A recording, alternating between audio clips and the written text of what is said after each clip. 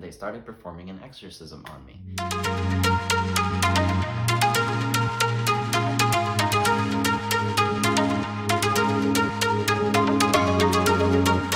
Hello, welcome to the video. I've actually already filmed this entire video now one time through, and the audio was messed up, and I don't know what the problem is with my camera, whether it's the mic or the lens. It's like picking up noise from the lens. I don't know.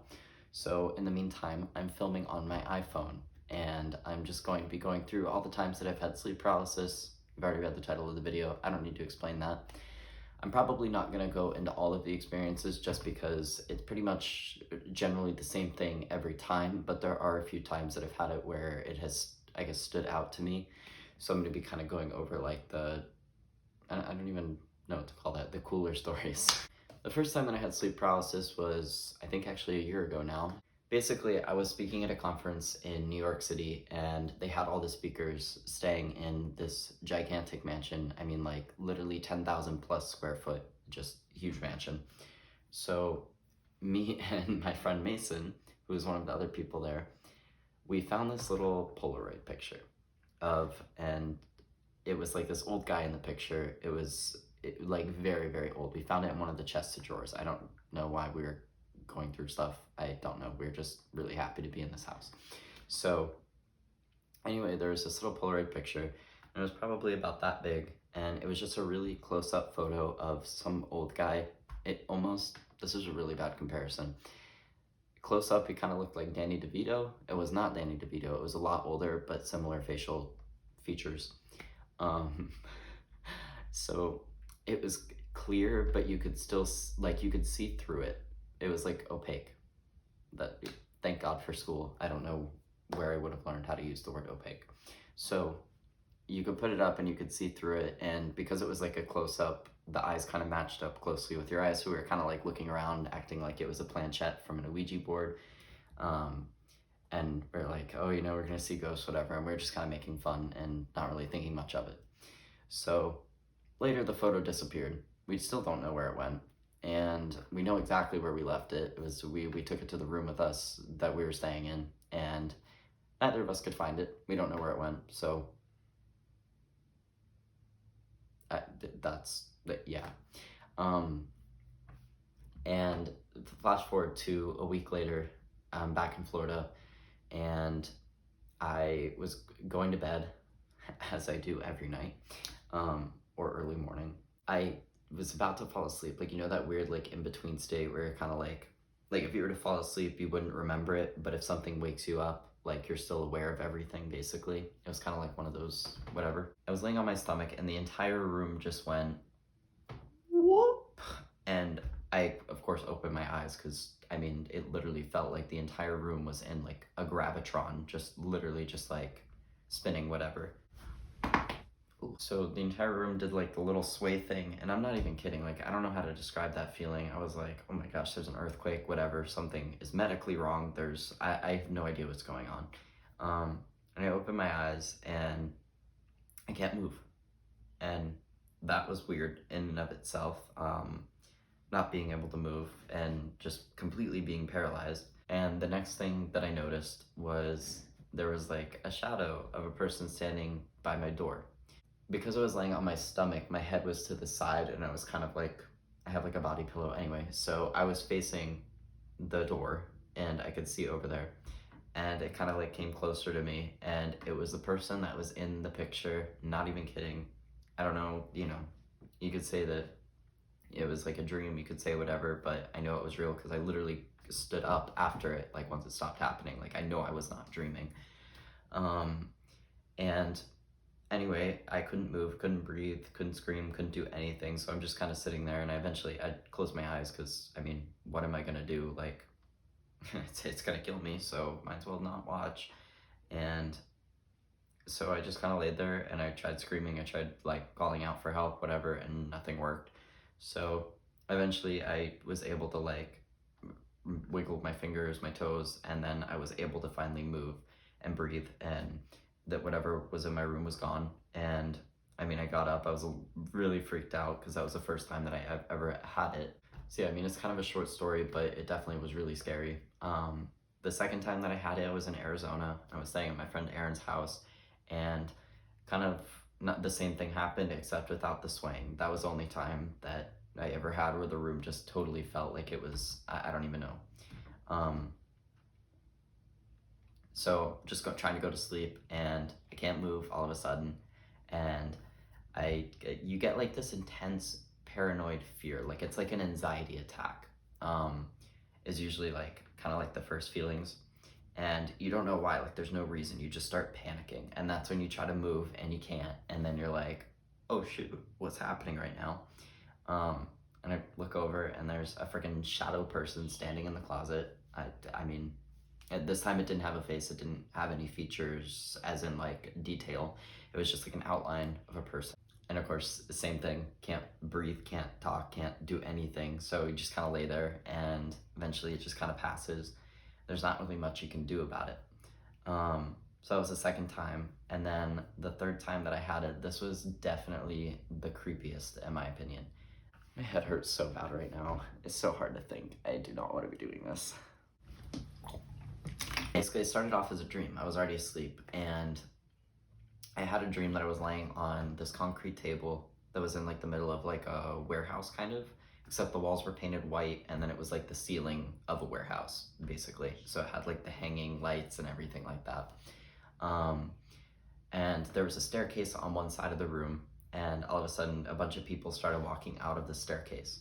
And as it got closer, I recognized all the people, and I mean like real life people that I actually know. And they're from an old church that I used to go to, which, if anybody from that church is watching, get out of that church. It's a horrible church. Um, Regardless. Uh, so basically, they're all circling me on this table, and I can't move. I'm strapped down to it, and I'm just screaming, get it out, get it out, help me, like the whole shebang. Like, I don't want this, I don't want this. And then they started performing an exorcism on me. Um, do I know why? No. Basically, I was screaming for whatever was trying to possess me to get out. I still don't really know. And so after a few minutes of them, like, I guess praying over me, whatever you do for an exorcism, I don't know. I woke up, and drenched in sweat, I mean, whatever, and I tried to sit up, and I couldn't. And I literally just woke up to having sleep paralysis, and here we go again with a shadow thing standing in the corner, and me, of course, being terrified because, number one, I'm trying to process the dream that I just had. Number two, there's a thing standing over there. Number three, like, I can't move, I can't breathe. There's no sound coming out when I try to scream. That was probably the most terrifying time that I've had it. And eventually, the thing left, and I was able to breathe, whatever, same experience, That was definitely really weird. I still don't have an explanation for that. I still don't have, like, I don't know. I genuinely do not know what that was. So, it could have been a dream, it could have been whatever, but that was, like, way too realistic to be, like, nothing, if that makes sense. One of the next times I had it, I had moved back to Florida, and I was trying to take a nap. Oh, also, I forgot to mention, the one previously, when I woke up, it was 3:33 when I was able to actually check my clock. So it was like 3 o'clock while this was happening. That was weird too. And okay, so the next time I was trying to take a nap, and I was falling asleep, and all of a sudden I couldn't move. I couldn't move my arms, like the whole thing again, anxiety attack, whatever. And this time I didn't see anything. There's nothing there. I just couldn't move. So, anywho, eventually, I was able to move again. What you're supposed to do is just focus on wiggling like your fingers or your toes, which is still so hard to do. And literally, it can be impossible to do. But once you do that and you get like a little bit control of your hands, generally you'll just break out of it. But being paralyzed is terrifying. Like, how it should be to like just move your hand. Like, we can just go, hey, like, not being able to do that, and you're trying with all your might to move, and there's just nothing, is horrible. It's terrifying. And that was all for that one. But there's been a lot more times that I've had it where like I've woken up and had it, or trying to fall asleep, and I've just, whatever, it happens. There's a lot of experiences where, like, for me at least, that could be chalked up to, oh, you're in between dreaming and real life, so your body's asleep but your mind's still awake. And I guess that kind of does make sense, but not for all of them, especially like the one where the exorcism. And I don't know, like, there's a couple of causes that, like, I've read that can be the cause of it. So one, like I just said, half asleep, half awake, body can't move, but your mind is still thinking and seeing whatever. Um, there's also obviously the theory that it's demonic, and I don't know if you guys want to call it demons or ghosts, whatever you want to say. I'm going to call it demons for the point of this video because there's nothing good about them. So um, there's always that theory where it is actually something holding you down and it'll get on top of you. I've never had anything actually like get on top of me where people have like described where it like actually holds you down, or there's something choking you, whatever. I've never had that. I've just had it where I can't move and can't breathe. Everything has always stayed a little bit away from me, thank God. And the third reason, which this is definitely an explanation that I can put to a couple of the times that I've had this, is when you stop smoking weed. Weed suppresses REM sleep. Correct me if I'm wrong on that. Kind of similar to alcohol, where you don't dream, you just kind of sleep like a rock. You don't have any dreams, you don't have any memory of dreams if you did, and you just kind of wake up and you don't dream. So when you stop smoking weed, or you quit for a few days, whatever, you can get sleep paralysis. And I know that's definitely been the case for a couple of the times that I've had it, but definitely not all the times, because I would only have a few days where I wouldn't, and sometimes I wouldn't even get it, and other times I would know it would be that. But anywho, I've been sober for a little bit now. I don't smoke weed anymore. I had to stop, so I didn't even get it when I quit.